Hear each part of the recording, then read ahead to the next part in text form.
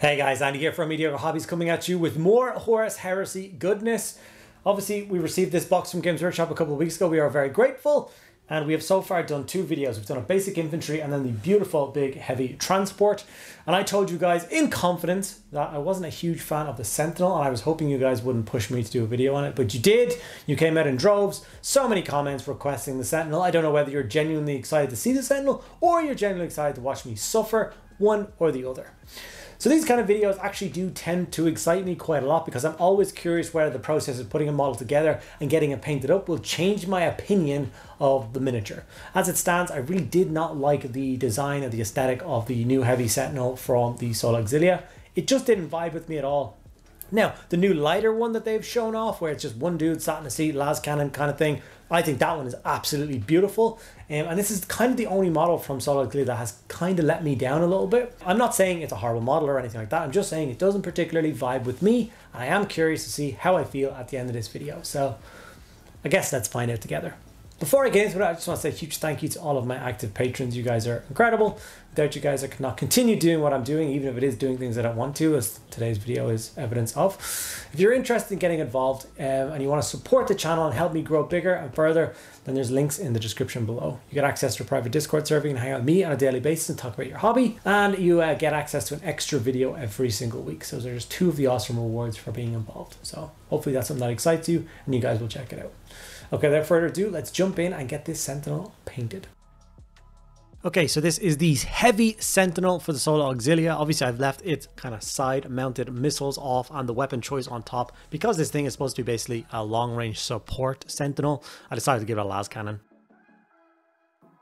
A las cannon and 4 hunter killer missiles is quite a lot of firepower from such a small unit, and I'm sure it will devastate a tank or two on the enemy side of the board, which is pretty cool. I got the model built, like I said, I left the weapons off and then I sprayed it black. As I'm going with my standard Krieg color scheme, even though this thing is not going in my Krieg army, obviously, I just really like that scheme and it has been transitioning over to Auxilia quite well.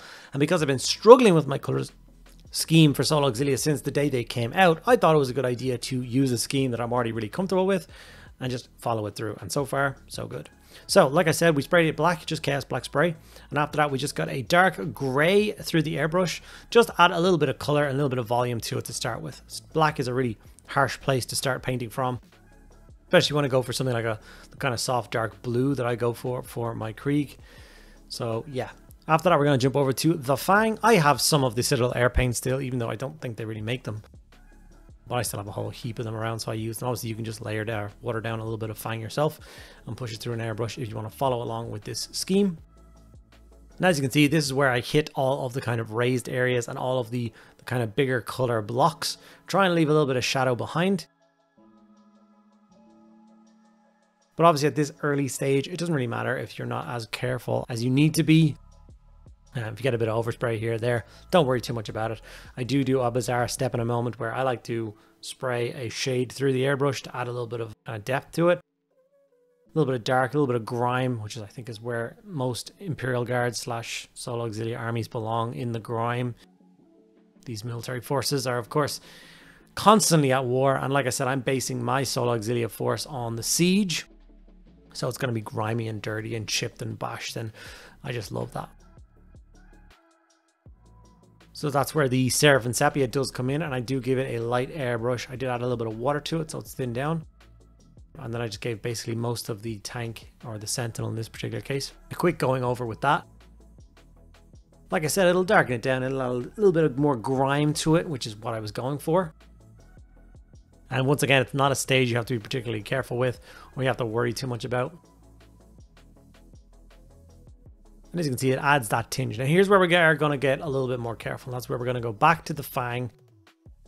And we're going to apply it to those same kind of higher volumes, those higher areas, the flatter panels, the bits where some of the brighter color would be showing through. And we're going to try and be as neat as possible with this. I know being neat and tidy with an airbrush is not really the easiest thing for a lot of people to do. It is definitely a learned skill. So make sure you practice on other things before you just jump up to this.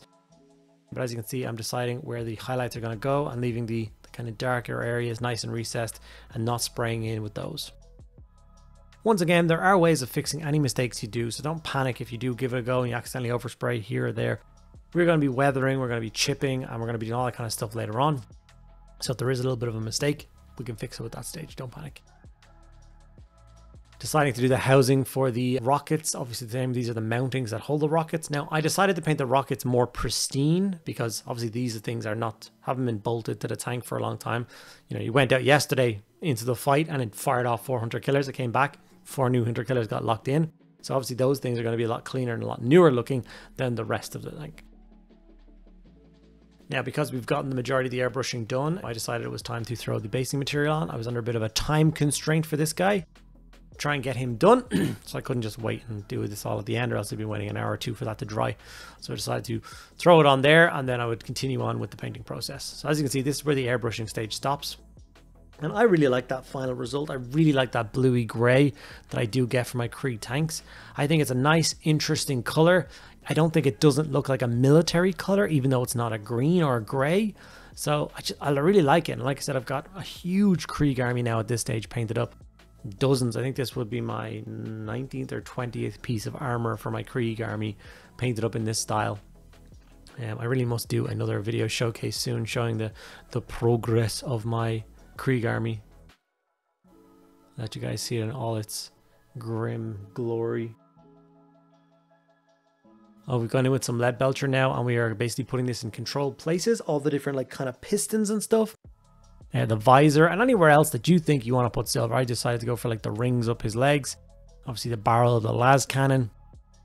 This kind of bit is at your discretion. What bits do you think should be silver? Go for it. Another stage where I try and be as neat as possible, because like we said, the blue is for the most part finished. We are, like I said, going to weather it a little bit. We're going to do a bit of dry brushing and then some weathering powder at the end. But we do want to be trying as neat as possible. Black Templar is brought in, and I love using this for just other bits that just aren't really painted yet. So I do the casing on the exhaust. I decided to do the casing on the pistons on his leg. And this is just a great way of just basically breaking up the blue. If you're painting a larger tank and suddenly it's like, oh, this is very blue. I like to either use chevrons if I have the space for it, but I don't have chevrons or space for chevrons on this particular piece. So I'm going to use black to break up a few other areas. Going for the las cannon as well. And then of course the rockets, except for the nose. Everybody knows rockets' noses are red. Looney Tunes taught me that when I was a kid, and I have followed that through ever since. You can't tell me any other way. So some Flesh Tear's red was brought out and applied to the nose cones of the rockets. I haven't known anything else to take so many hunter killer missiles. I can't actually think of anything that takes more than 1 hunter killer missile. And then this thing can take 4, which I think is insane. Imagine if you had a squadron of 3 of these things stomping through the battlefield and they kick off 12 hunter killer missiles. I'm wondering, can they fire more than 1 a turn? I don't know. Bit of Retributor Armor Gold for any insignia or trim and stuff like that. There really only is the Aquila symbol on the front. Although I don't actually know if it is called the Aquila yet. It's the kind of skull lightning bolt symbol with the wings. It's kind of like the Emperor symbol, if you will. So, as opposed to the Imperium symbol. I don't know if anybody knows what the exact symbol on the front of this thing is. You can also let me know in the comments below. Someone a bit more educated than me. But taking my time, being neat and tidy. And once that bit is applied to this, I think it's now time to shade all the other areas except for the blue areas. The blue areas I will consider finished. So I just grab some Nuln Oil and apply this to all the black, all the silver, all the red, everywhere that isn't the blue on the model. And if you do hit the blue, it doesn't matter too much. It's just gonna add a little bit of shadow, a little bit of shade. Because it's the thin Nuln Oil, the new variant of it, it doesn't stain too bad and anything like that. So it does work a treat.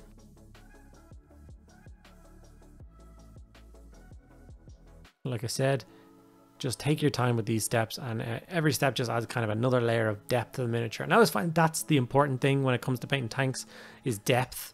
Depth sounds like a really bizarre and abstract thing, but if you just have one flat color, the model looks like a toy. And I've said this a million times before, so if you've heard me say it a million times before, I apologize. But anyone who's this is your first video with me, if you do one solid flat coat on a tank, it's never going to look good. It's just going to look super flat and like a toy. So if you add that depth to it, then it starts to look like something a little bit special, something you can be proud of to put on a table. I'm just now finishing off the base on this thing. So obviously I used the Dark Earth texture paste from AK. Once that's fully dry, gave it a dry brush of Ryza Rust. And then after that, just a lighter dry brush of Screaming Skull. Gives me this really nice earthy brown tone. I followed that through my entire Krieg army. It definitely looks like that kind of slightly iron oxidized earth, which is to do with all the amount of munitions and shells and barbed wire and old tanks in the earth. That it's turned that a little bit of a rusty color. It's bled through with all the rains, and everything's based around like siege and trench warfare and all sorts. So yeah. It's a super quick step, and it's a super quick basing scheme that really works. I grabbed some of the transfer sheets from these guys. I do not like the transfer sheets they give you. They're super plain, super boring, and I couldn't find any cool symbols or anything to really fit anywhere, so I just had to kind of go with the flow, and this is what I added. I added the Deathly Hallows symbol to the side of the tank again, because that's what I did for the heavy transport, and they obviously need to be together. And then just the number 7 on the front to show the allegiance to the Imperial Fists, which is my Heresy Legion. Obviously these guys will get deployed alongside them, so I want to do that. And then just some other random gobbledygook I could find on the sprue, just to, I don't know, make it break up the blue a little bit, make it stand out. I then grabbed a white, and I painted all the lenses and obviously the visor in a white. I'm going to be putting a red shade across that in a moment, so I need to make sure that's fully dry. So before I do, I'm going to jump over. Now basically I had to put the transfers on before I did the last bit on the actual blue hull, so it can be weathered and blended in a little bit better. So the first thing I do is I grab a lead belcher again, and I just dry brush the entire tank with that. It adds a little bit of chipping, a little bit of kind of edge highlighting to it. Looks really rough and ready. I love it. Blood Angel's red contrast was then used for the visors, like I said, and then the lights on the bottom. You can do these in blue or green or whatever you like, but I think I've done a lot of the Krieg stuff in red, so to make it blend together, match in, I'm going to do that red. Red and blue go together very well, so that works too. Now it's time to work on these rockets. Now the blue is obviously finished. We're going to go for Corvus Black to paint the kind of main fuselage of the Hunter Killer rockets. Or Hunter Killer missiles, apologies. It's just a quick, easy step following the normal panels around these things. Just so they don't look like that. Kind of contrast and shade and look flat and weird. And obviously I'm working on these bits now because of what I said earlier. The rest of the tank has now been weathered, and I didn't want the rockets to look weathered. So even though the casing that holds the rockets is weathered, which is normal because that's part of the tank, the rockets get plugged in every day. Bit of corn red was brought out. I didn't want to go too crazy and too bright with the rocket tips. I didn't want to pull your attention away from the hull of the Sentinel. So a bit of corn red to highlight that was a very simple choice, and it worked a treat. With that done, it was time to glue all the parts together. So I did just push fit the gun on the top in case I ever do want to change it. Maybe the las cannon is a terrible choice for this thing. If I ever do decide to bring it to a tabletop in a game. I was fairly confident with the Hunter Killer missiles. I think they're awesome. They look incredible. So I just super glued those on. And after that, I just grabbed a bit of Dark Rust weathering powder. And I started to apply that. Now, a lot of people have said in my videos where for my Krieg that I go overboard on the weathering powder.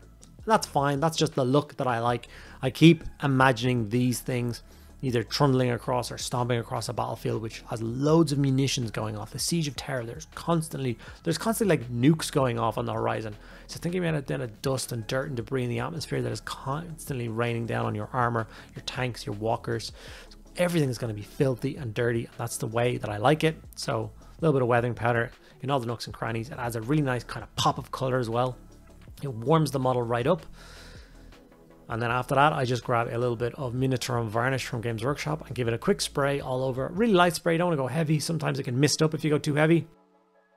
A little bit of spray varnish will help settle all of the weathering powder and help it all match in and stay in place. And then that will be the finished heavy Sentinel for the solo Auxilia. I took a bunch of pictures, which I'm going to show you guys now, of what it would and should look like on a tabletop. Really pleased with the result. I think it looks awesome. Like I said, I really didn't like the look of this thing. I painted a bunch of epic ones, really didn't like those. But painting a big full-scale one has flipped the switch. I definitely enjoy it more. I think it's a pretty cool thing. I can see its purpose. I can see its lines. I can see the way it was designed and why it was designed that way. And like I said, I'd be happy enough to paint up some more of these things in the future. Okay guys, and there we have it. One new heavy Sentinel finished, ready for the tabletop. And you know what? Looking pretty good. I'm pretty happy with the design. I love that I transferred my Krieg scheme to it like I did with the tank and the infantry. It definitely works. It's a pretty cool thing. I can kind of visualize it as being that kind of long range heavy support thing. It's got 400 killers and a las cannon. It's not too shabby. So yeah, I don't hate it at all. It's a pretty cool model. I would have no qualms about adding more of them into a force, building and painting them and enjoying them. So yeah, there we go. It does happen. You build and paint a model and you can feel differently from the beginning to the end. Hope you guys enjoyed this video. That's pretty much everything from this solo Auxilia box set that I have done now. There is, of course, the Leman Russ left. I could do a video on the Leman Russ if you guys are interested. It would be very similar to the heavy support vehicle, pretty much exactly the same steps, just on a different shaped tank. I'm more than happy to do that for you, as I do love painting tanks, and I can always do with more painted in my Krieg scheme. Obviously it's a different hull, and there's obviously different unique turrets that I can get into if you guys are interested. Just let me know in the comments below if it is something you are looking for, or whether you think it's a waste of my time. If you enjoyed this video, make sure you give it a like, ask me any questions you want in the comments below, and make sure you subscribe to the channel so you don't miss out on the opportunity to potentially win a Titan at the end of this year. Thank you guys so much for sticking around to the end of the video. I'll see you in the next one.